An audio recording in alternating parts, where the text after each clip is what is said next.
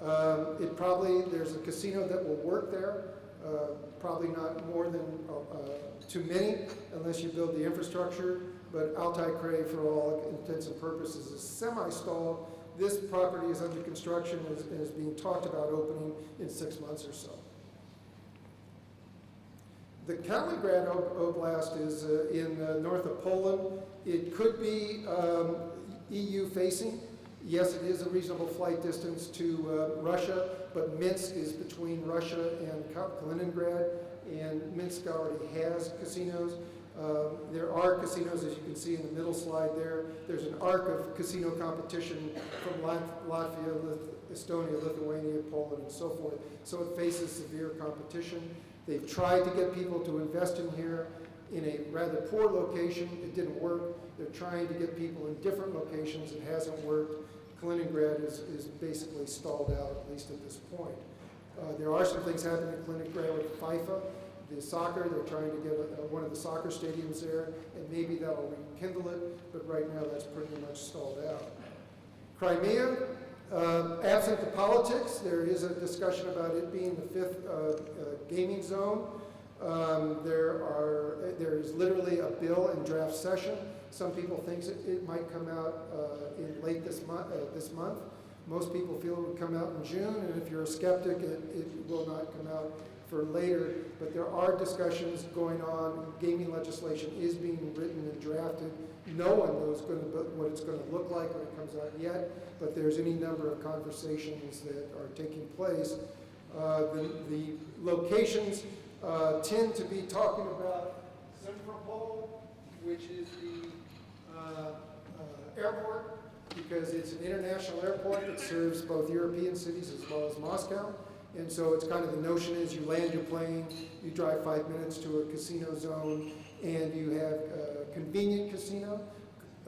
Some people want to build casino in a box and do it opportunistically. Some people want to build a destination resort and make it bigger and make it a destination casino resort.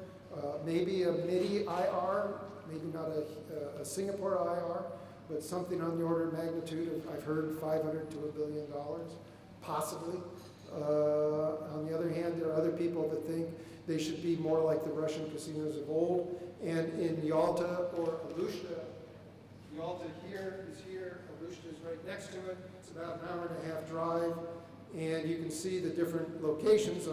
Yalta's the middle, quite a nice city, very European-esque, quite nice. And we could understand why that would be a great place for a casino resort. Problem is there's no real international airport. You have to fly into Simferopol and then drive in. Doesn't mean they couldn't build one, but right now there isn't one. Same thing with Alushta. So I think I'm literally out of time. I will say that what are the advantages and disadvantages?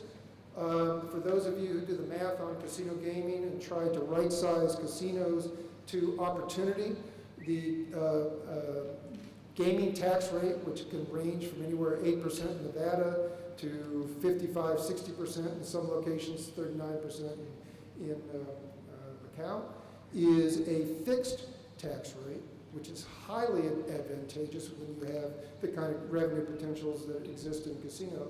And because it's fixed, if you work it out against if you're going to do about 250 million or so in gaming revenue, the tax rate can be under 5%. If it goes up higher, it goes below 5%. Fixed, and if you do any kind of business at all, it'll probably be one of the lowest tax rates in Asia and Russia. Minimum capital investment, there's no $1 billion to your head minimum capital investment. There's no $5 billion capital investment. In Vladivostok, they have a very reasonable minimum capital investment. It's up to you to decide how big you want to build and how fast you want to grow. Some of the opportunities are for special economic zones, which allow waivers of customs duty, VATs, property tax, and so forth. And they are giving limited, depending upon the region and depending upon the government. And I forgot to mention the zones are actually, although it's a central government law, the actual execution occurs at the regional level. Some of them are issuing monopolies, duopolies, oligopolies. So most of them are talking about a fixed number of licenses And it was only after Primorsky Kray declared that they would only issue 3 initial licenses and give Naga and Melco a exclusive for the first, I forget what it was, 7 years or so, that they really got traction with those people there. You have large urban feeder markets, and you have a large, and to be honest with you, there aren't a lot of people that are interested in Russia because they're scared of it.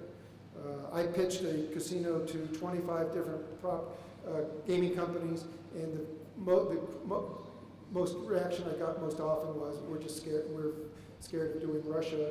If you're scared of doing business in emerging countries, you shouldn't go there.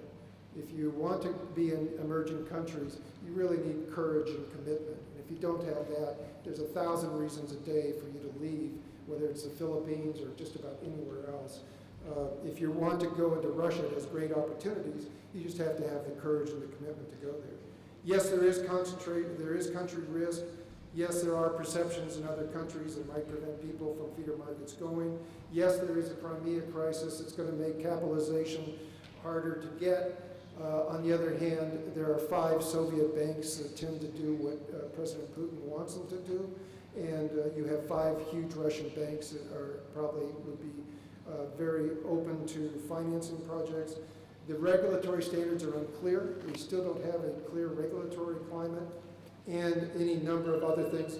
There's also, if I could get my timer off, there's also, we should say, a presence of illegal games in Moscow and elsewhere in Russia, and to the extent that they ever legalized gaming in Moscow or Russia, the Krasnodar, the Crimea, and even Kaliningrad, to some degree, would have to be rethought.